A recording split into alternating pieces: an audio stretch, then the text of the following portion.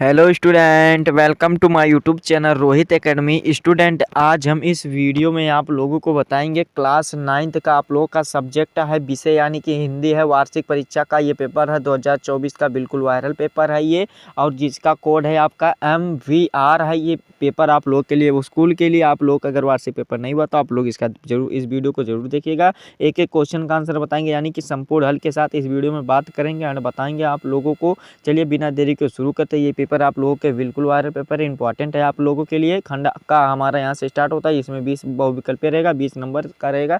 इसमें पहले क्वेश्चन पर आ जाते हैं। पहला क्वेश्चन कहा है कि भारतेश्वर बाहुबली रास के कवि का नाम है, यानी कि इस कवि के नाम का क्या नाम है। तो इसका जो सही, देखिए ऑप्शन पहले देख लेते हैं। दलपत विजय दिया गया है, और मुन्नी जिन विजय दिया गया, और देवसेन दिया गया, और कुकुरिया दिया गया है। तो इसका जो राइट आंसर हो जाएगा भारतेश्वर बाहुबली रास के कवि का नाम जो है वो मुन्नी जिन विजय है, यानी कि बा वाला हमारा ऑप्शन सही हो जाएगा। ठीक, फिर दूसरा क्वेश्चन देखिए क्या दिया गया है। पृथ्वीराज रसों के रचनाकार कौन है, यानी कि पृथ्वीराज रसों के रचनाकार कौन है, हमें यह बताना है। तो इसका जो सही आंसर हो जाएगा चंद्रवरदाई है, यानी कि सा वाला ऑप्शन हमारा सही हो जाएगा। ठीक, फिर अगला क्वेश्चन देखिए क्या दिया गया। तीसरा क्वेश्चन, परमाल रसों के रचयिता कौन है, यानी कि हमें बताना परमाल रसों के रचयिता कौन है, ये हमें बताना। तो इसका जो सही आंसर हो जाएगा नरपति नाल्हा जी हैं, यानी कि अब आ वाला हमारा ऑप्शन सही हो जाएगा। ठीक, फिर अगला क्वेश्चन दिया गया है कि निम्नलिखित में से खड़ी बोली का प्रथम कवि माना जाता है। तो खड़ी बोली का जो प्रथम कवि किसे माना जाता है।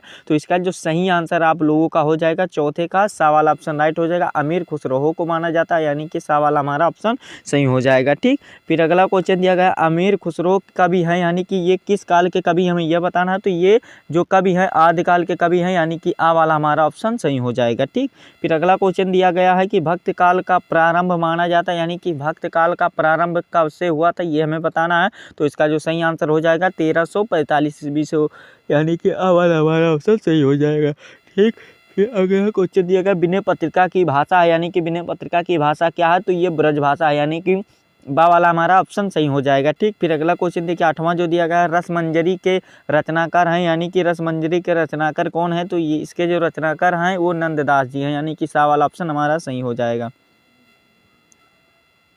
और फिर जो हमारा 9वां क्वेश्चन दिया गया भक्त काल के कीर्ति है, तो इसमें बताना है कि भक्त काल के कीर्ति कौन है, इसमें यह बताना है। तो इसका जो सही आंसर हो जाएगा हमारा कौन सा, ये पार्वती मंगल हो जाएगा, यानी कि बा वाला हमारा ऑप्शन सही हो जाएगा। ठीक, फिर अगला क्वेश्चन देखिए 10वां जो दिया गया है कि अष्टछाप के कवियों का संबंध भक्त काल की किस शाखा से है, यह बताना है। तो कृष्णा भक्त शाखा से है, यानी कि हमारा सा वाला ऑप्शन राइट हो जाएगा। ठीक, फिर अगला क्वेश्चन देखिए 11 वाला दिया गया भक्तमाल के रचयिता कौन है, ये बताना है। तो भक्तमाल के रचयिता जो है उनका नाम क्या था। तो उनका नाम नाभादास था, यानी कि हमारा बा वाला ऑप्शन सही हो जाएगा। फिर अगला क्वेश्चन देखिए क्या दिया गया कि तुलसीदास की रचना नहीं है, हमें ये बताना है। तो रामचंद्रिका उनका नहीं है, यानी कि तो ये रामचंद्रिका जो है ये तुलसीदास गोस्वामी तुलसीदास की रचना नहीं है। और यहाँ पर देखिए नाहचू होना चाहिए था, नाहदू लिखा गया, तो कोई बात नहीं, समझ लीजिएगा। राम लला नाहचू होता है। पार्वती मंगल, जानकी मंगल, कवितावली, दोहावली, गीतावली, ये सब गोस्वामी तुलसीदास जी का। ठीक, फिर 13 वाला क्वेश्चन दिया गया है कि जयचंद्र प्रकाश किसकी रचना है, ये हमें बताना है। जयचंद्र प्रकाश किसकी रचना है, ये हमें बताना है। तो इसका जो राइट आंसर हो जाएगा जयचंद्र प्रकाश जो रचना है किसका है, वो भट्ट केदार है, यानी कि भट्ट केदार इसके हैं, यानी कि सा वाला हमारा ऑप्शन सही हो जाएगा। फिर अगला क्वेश्चन दिया गया है वीर गाथा काल के कवि हैं, यानी कि वीर गाथा काल के कवि कौन है, हमें यह बताना। तो 14 का जो सही आंसर हो जाएगा हमारा कौन सा राइट आंसर होगा, 14 का दा वाला चंद्रवरदाई, यानी कि बा वाला ऑप्शन हमारा सही हो जाएगा। ठीक, फिर अगला क्वेश्चन दिया गया है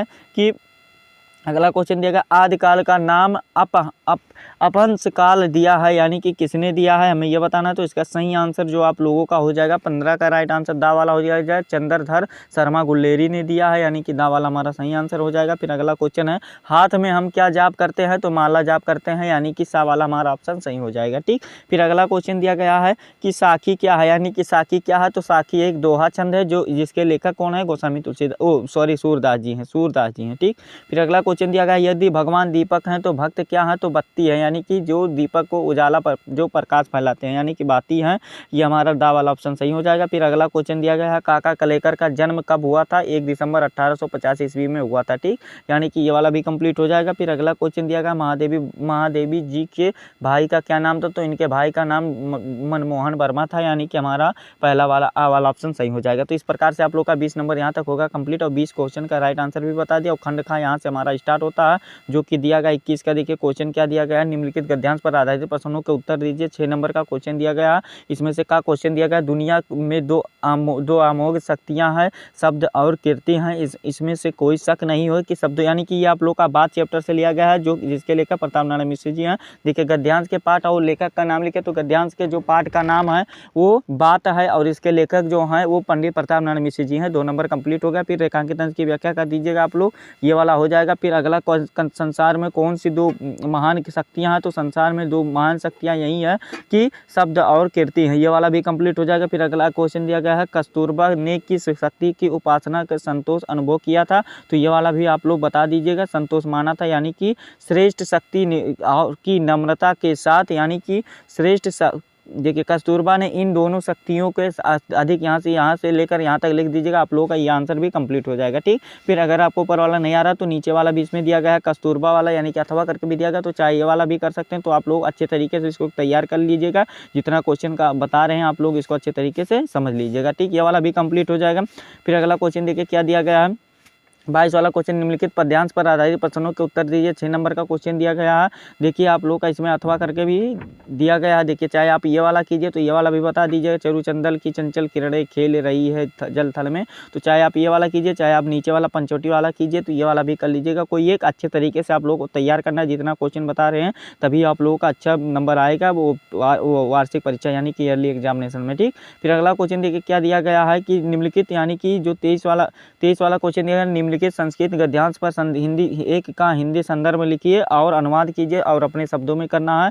तो हिंदी 4 नंबर इसके लिए दिए गए, चाहे आप ये वाला कीजिए, चाहे आप लोगों को नीचे भी दिया गया, देखिए चाहे आप ये वाला कीजिए, चाहे अथवा करके भी दिया गया, चाहे नीचे वाला कीजिए, तो जो आएगा आप लोग समझ करके उसको कर लीजिएगा अच्छे तरीके से रेडी, तभी पेपर देने जाइएगा। और फिर खा यहाँ से हमारा स्टार्ट होता है, निम्नलिखित संस्कृत पद्यांश में से किसी एक पद्यांश का सहित हिंदी में अनुवाद कीजिए। 4 नंबर का क्वेश्चन दिया गया, तो ये वाला भी कर सकते हैं। देखिए रचिता वाला है तो आप लोग चाहिए वाला कीजिए, और अथवा करके भी इसमें दिया गया है, तो छोटा सा इसको कर लीजिएगा अच्छे तरीके से तैयार। और दीपदान एकांकी का कथा सार अपने शब्दों में, अथवा 5 नंबर का दिया गया। अगर ये वाला नहीं आता तो नीचे वाला कर सकते हैं, दीपदान के आधार पर उसकी नायिका यानी कि पन्नाधाय का चित्र लिखिए, तो 5 नंबर कंप्लीट हो जाएगा, इसको वाला भी कर लीजिएगा। और रचनाओं की बात आ जाते हैं, तो इनमें से किसी एक जीवन परिचय देते हैं, उनकी कहानी को 2 रचनाओं का नाम लिखना है।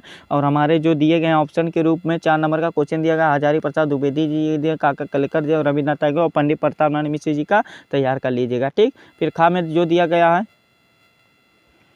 और जो खा में दिया गया है ये, यानी कि ये देखिए एक का जीवन परिचय देना है, यानी कि 2 रचनाओं का उल्लेख करना, तो किसी एक पर लिख दीजिए, 4 नंबर कंप्लीट हो जाएगा। फिर अपने पाठ कथा से एक श्लोक लिखिए जो इस प्रश्न पत्र में ना, तो ये वाला भी कर लीजिएगा, 2 नंबर कंप्लीट हो जाएगा। फिर संस्कृत के 2 आंसर दे दीजिएगा, 4 नंबर इसमें मिल जाएगा।